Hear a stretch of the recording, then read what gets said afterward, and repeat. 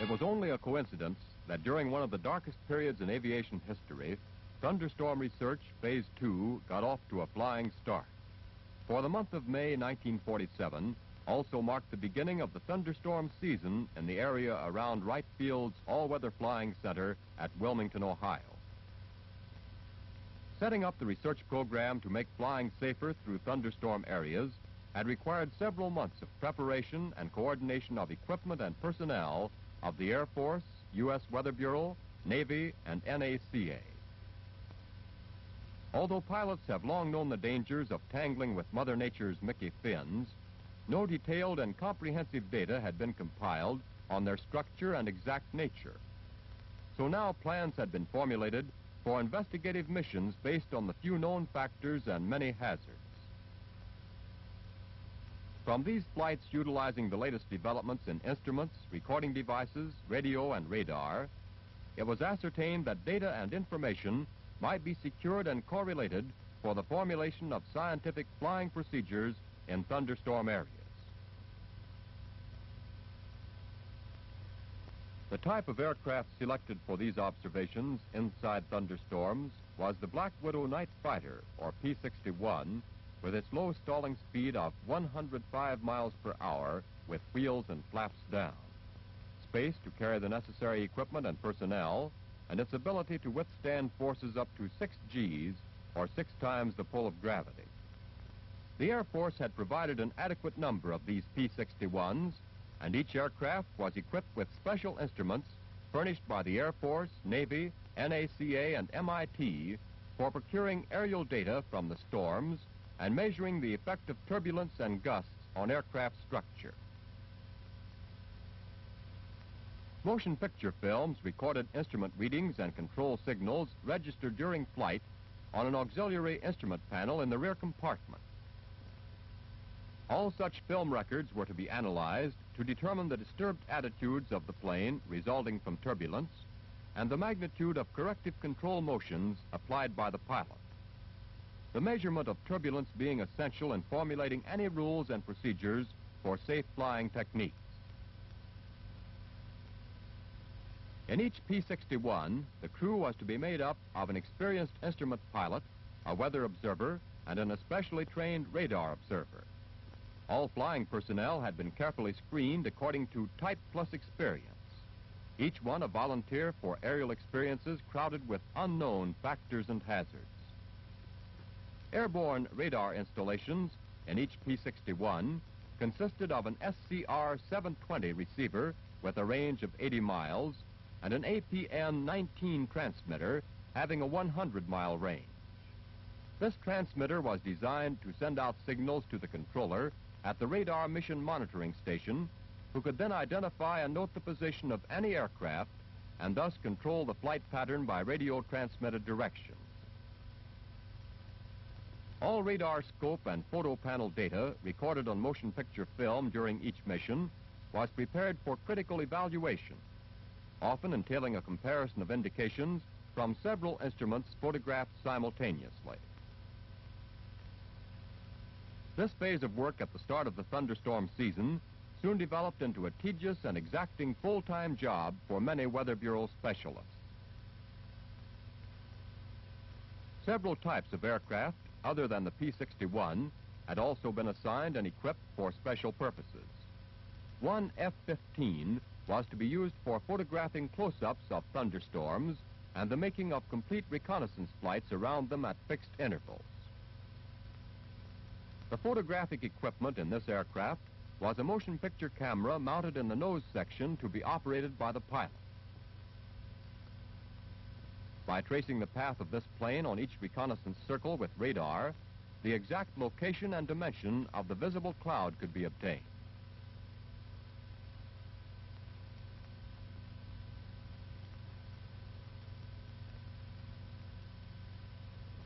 Another type of aircraft, an AT-6, was to be used for snooping around and even penetrating some of the smaller thunderstorm clouds, particularly during the early stages of formation. In this installation, the photo recording setup utilized the standard instrument panel in the rear cockpit. The motion picture camera and lights for illuminating the instruments were turned on by the pilot. Before and after every mission, photographic installations on all aircraft were to be checked by a photo engineer for focus, lens setting, camera operation, film, and illumination. This frequent and thorough checking was necessary to ensure legible recordings photographed under turbulent flying conditions.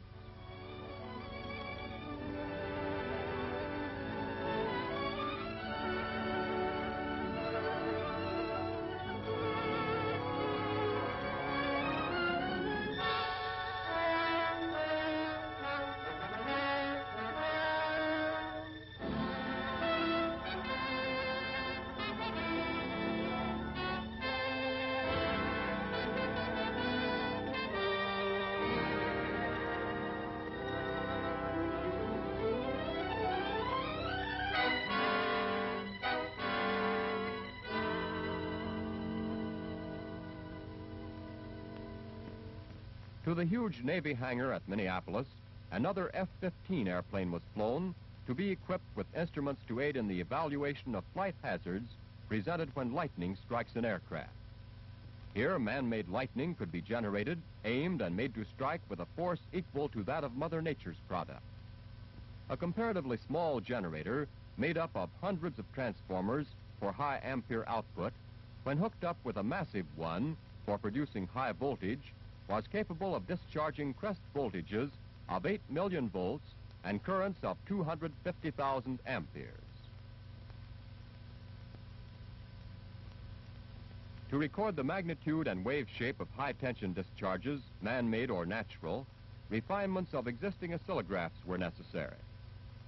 The large and very heavy type on the left could not be airborne, so one was developed that weighed only 30 pounds, including a built-in camera for recording all data presented on the surface of its scope.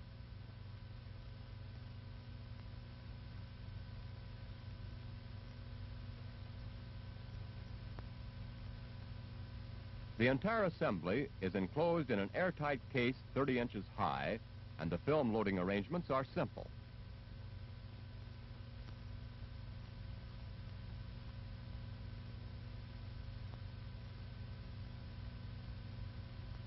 Simple, too, was the equipment of Benjamin Franklin when compared to the potential sources of modern lightning research today. In utilizing the new lightweight oscillographs in the F-15 aircraft, 6 of these instruments were installed in the nose, each one connected by a heavily insulated cable leading to a part of the aircraft most likely to be struck with actual lightning. The nose, wingtips, tail fins, and canopy were the stations selected. One oscillograph had already been connected to the plexiglass canopy. Protection for the canopy against lightning was provided by a copper bar fastened to the plexiglass at the top, running from front to rear, and which served to pass currents to the outside surface of the aircraft. For lightning bolt tests aimed at the canopy, the generators were now turned on and set for a crest discharge of 4 million volts and 50,000 amperes.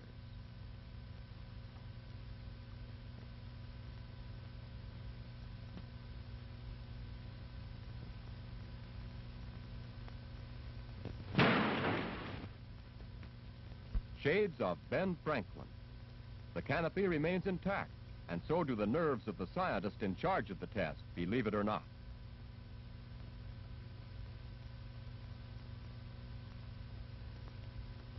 After the tests on the canopy, which proved the effectiveness of the method employed, lightning rods were installed at the stations on the aircraft selected as the most likely locations for lightning bolts to strike during flight. On the nose, on each tail fin, and at the tip of each wing. 5 contacts in addition to the copper bar protecting the canopy. With each of these points connected to the oscillographs installed in the nose section, the contact bristling aircraft was now ready for its nature-baiting mission.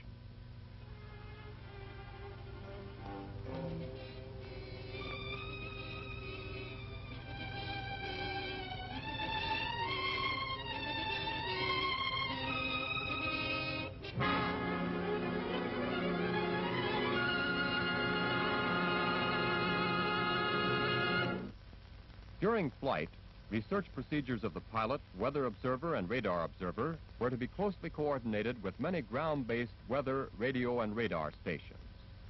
Of the several radar installations of varying capacities and locations, the principal station was situated approximately north and 20 miles from the Clinton County base of operations. This powerful V-beam radar, the only one of its kind in use, and its personnel, were to control flight procedures of all thunderstorm missions, as its massive and complex antennae scanned the sky for indications in 3 dimensions of all cold fronts, thunderstorms, and aircraft within a range of 200 miles.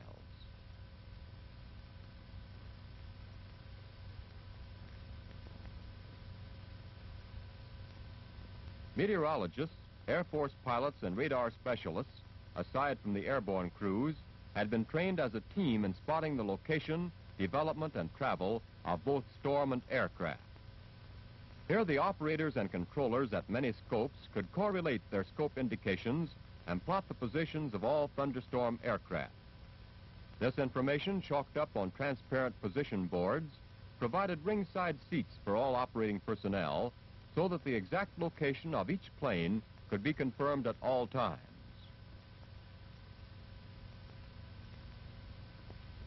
In order to obtain permanent records of scope indications, motion picture cameras affixed to several scopes were timed to operate at 4-second intervals, photographing the movement, development, and time of each storm and the position of all aircraft.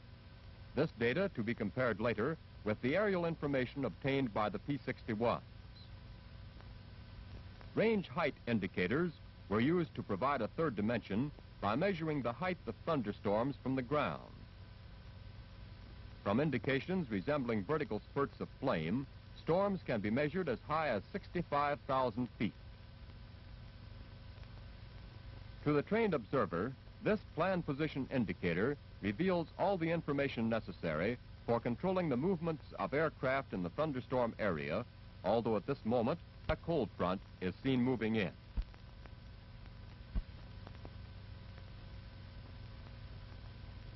By means of such an advanced combination of radar and radio, thunderstorm research aloft can be controlled in any desired dimension. Radar and radio are also combined in the functioning of the GCA, or Ground Control Approach Unit, located close to the runways at the base of operations. In the event of closed-in weather for landing, the position of a returning aircraft can be seen and a safe landing procedure instituted. Within a range of 25 miles, this GCA can take over the vectoring of an aircraft from the V-beam station and channel in the plane with almost uncanny accuracy.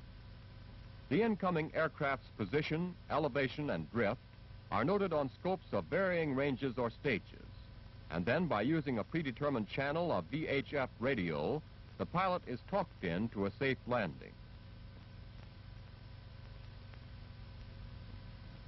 Even with perfect weather conditions, all thunderstorm aircraft landings were to be made under the guidance of GCA.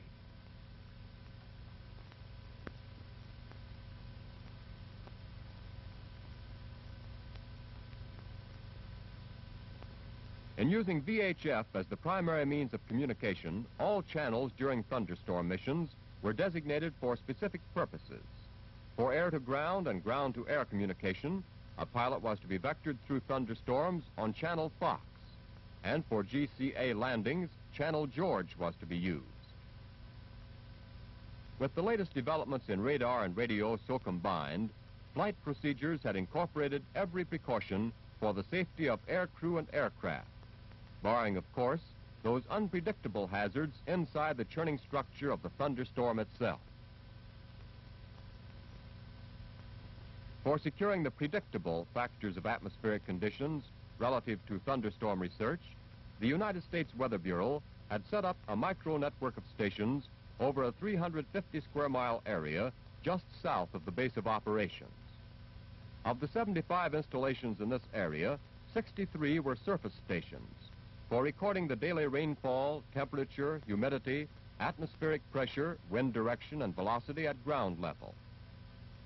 7 radiosonde Raywin stations would procure the same data, excepting rainfall, at all altitudes by means of balloon-borne radio sondes. For data on the vertical structure of thunderstorms, 5 radar Raywin stations were equipped to track freely rising balloons with radar. From the movement of a balloon-borne target in 3 dimensions, the horizontal and vertical wind velocities could be determined. All Weather Bureau stations had been equipped with automatic recording instruments arranged in the most suitable combinations of Army, Navy, and civilian meteorological devices. For procuring data during a fixed period at low altitudes, this blimp-like device dubbed a kite tune is, as the name implies, a cross between a kite and a balloon. Its movement, while captivated, is a combination of flying like a kite and soaring like a balloon. The metal cylinder suspended by the kite tune encloses a thermometer connected to the captivating wire cable anchored on a reel. When this is paid out to a length of about 500 feet, instruments in the shelter record temperatures and wind directions at the varying altitudes of the kite tune.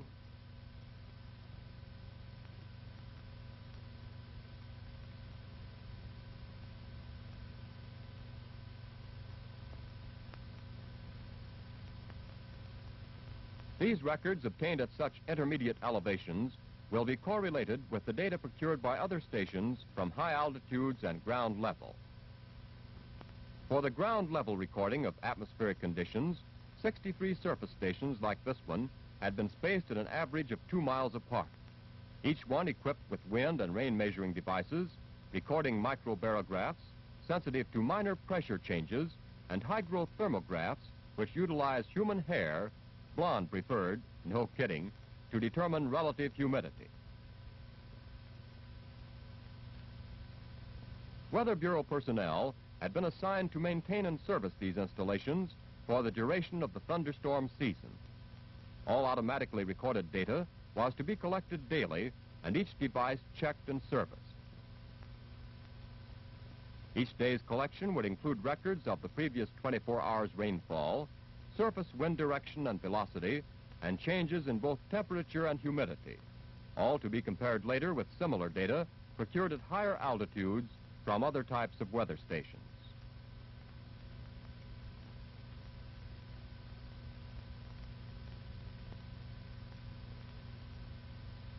Bordering the network area, 5 radar Raywin stations were located for the purpose of tracking balloon-borne targets through altitudes as high as the top of any thunderstorm and thus obtain horizontal and vertical wind velocities. The undersurfaces of this lightweight target were covered with metallic foil as the best possible surface for reflecting the projected radar beam. With the moment of release timed, the early part of the flight is tracked manually. When the balloon and target have reached an altitude favorable for automatic tracking, this device is switched on and the reflected radar impulses can be computed in terms of horizontal and vertical wind velocities. More comprehensive data from balloon-borne devices was to be procured by the 7 radio sonde installations distributed well within the area's network of weather stations.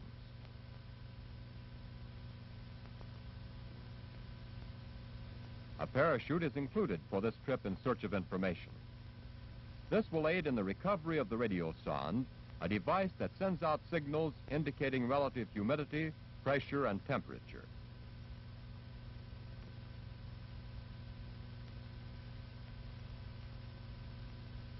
As demonstrated in the radar target release, this flight is also timed, as balloon, parachute, and radio sonde take off on their free flight to as high as the lower atmospheric pressures at high altitudes will permit, or to the bursting point of the slowly expanding balloon. These balloons usually burst when about 10 or 12 miles up. Here again, in order to compute wind direction, along with horizontal and vertical wind velocities, radar is used for tracking through the critical altitudes. The signals sent out by the soaring radio sonde are received by radio and recorded on a moving roll of paper. These signals, recorded at frequent intervals, indicate the degrees of relative humidity, pressure, and temperature at various altitudes and are noted on a condensed form for study and evaluation.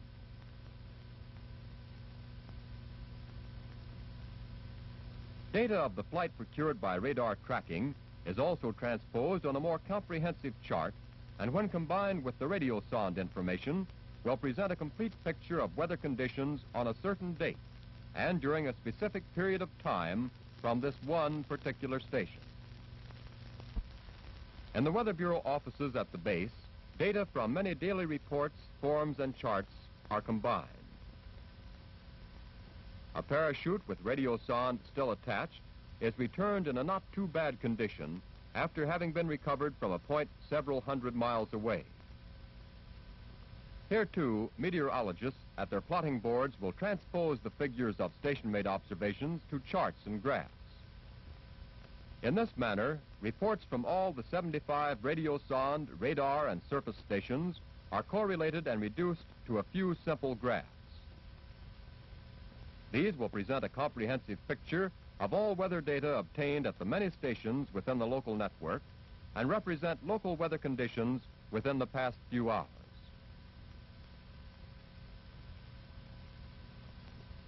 As an aid in forecasting local weather in the weather section at the base, an actual picture of distant conditions is produced on a facsimile receiver every few hours.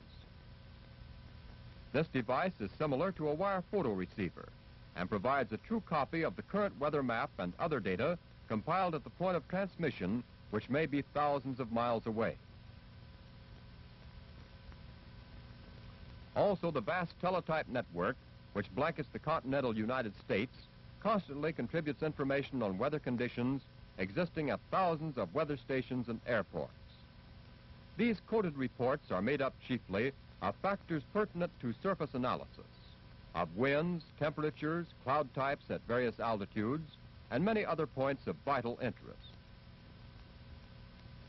Factors such as sudden and unforeseen changes in the movements or developments of cold fronts, squalls, and storms are noted on the weather map and will subsequently influence the decisions of the forecasting officer.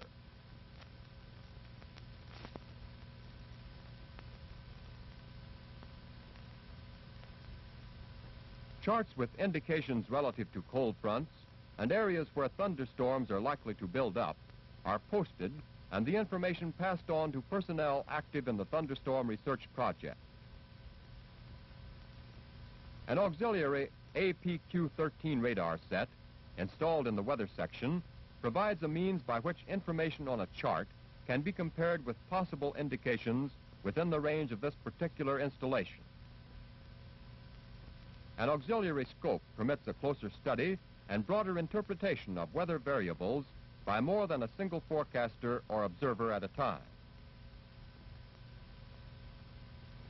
Discovering a cold front pushing in from the northwest means the probable building up of thunderheads in this area, and soon.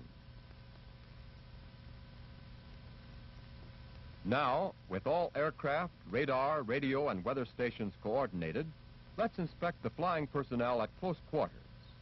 Men of a type plus experience selected for a now well-integrated procedure in hazardous research. Men alert, confident, careful, and eager. Air Force top instrument pilots, air-trained radar and weather observers with a total number of air hours that match the figures of a congressional appropriation. A lineup of guys that would please the most exacting of COs.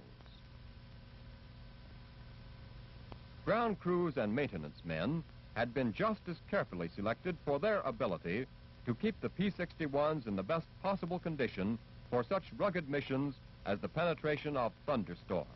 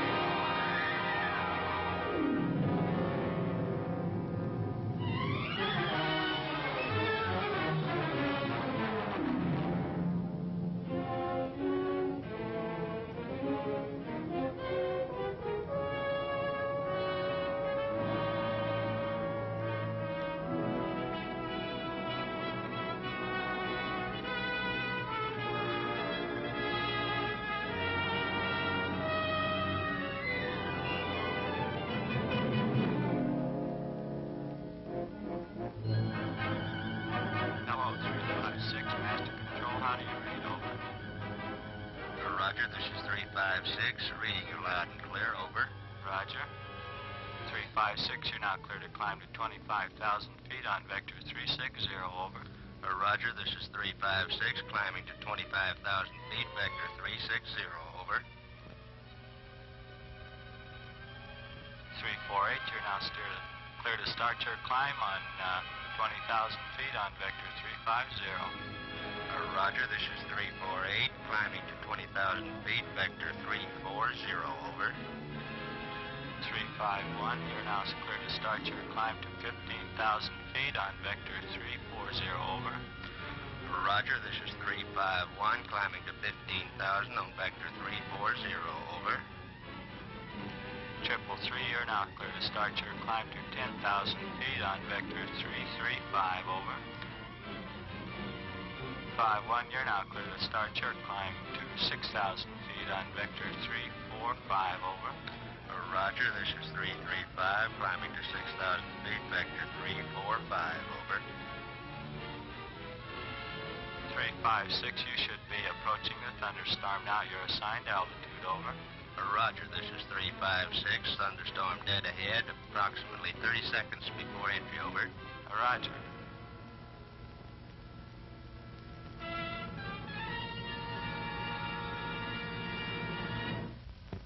Penetrations were easily photographed by the F-15 aircraft. But when the Black Widows were being pushed around inside the thunderstorms, following them with a motion picture camera was photographically and tactically impossible. However, a clear picture of their attitudes and reactions to violent up and down drafts can be seen in a P-61's photo panel film made during one penetration. Note the disturbed attitude registered on the upper right instrument. While on the altimeter, lower right, rapid and extreme changes can be seen, bearing in mind, of course, that these indications were photographed at 1/6 their normal speed.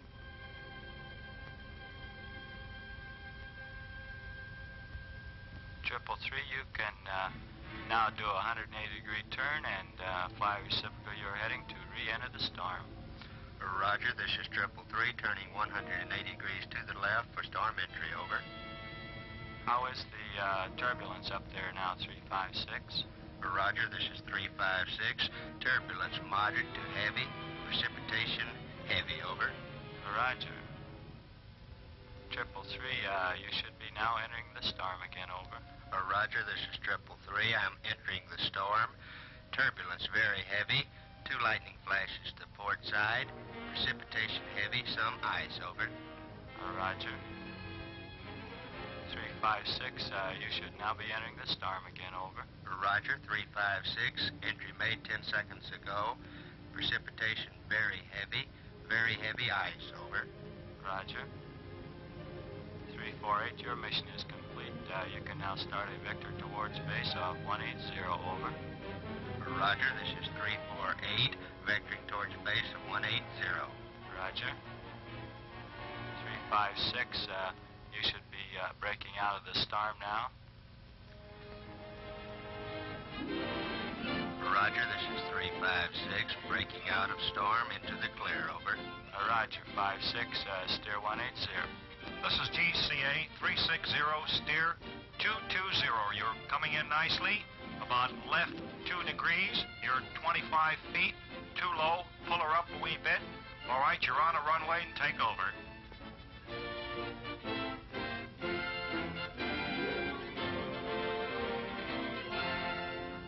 With 200 missions accomplished during the season starting in May and ending in September, it was also a coincidence that this month chronicled another achievement in automatic flight, likewise developed and initiated at this same Clinton County All-Weather Flying Center.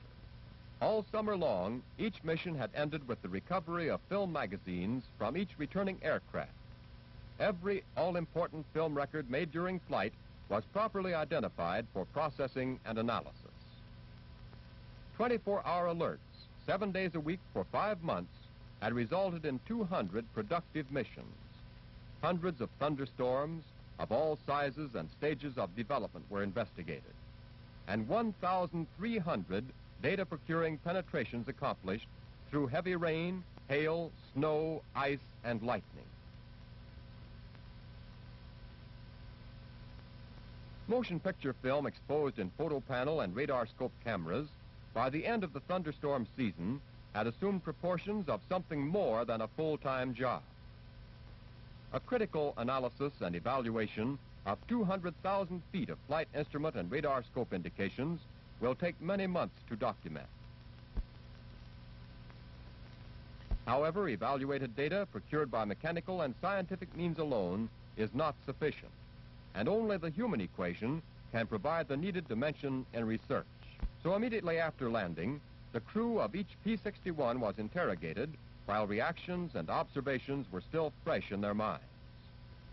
A check on airspeed, attitudes, and flying characteristics of the aircraft was important, as was the pilot's interpretation of flight conditions and his reactions during turbulence.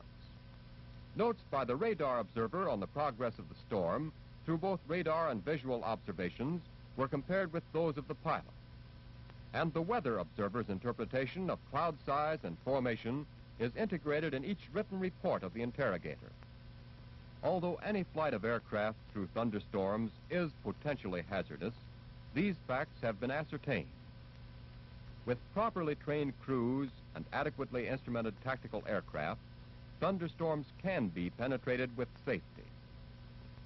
During these tests, several aircraft were damaged by lightning. Propellers were bent and noses pushed in by hail. However, no structural failures were incurred and no injury to air crews experienced.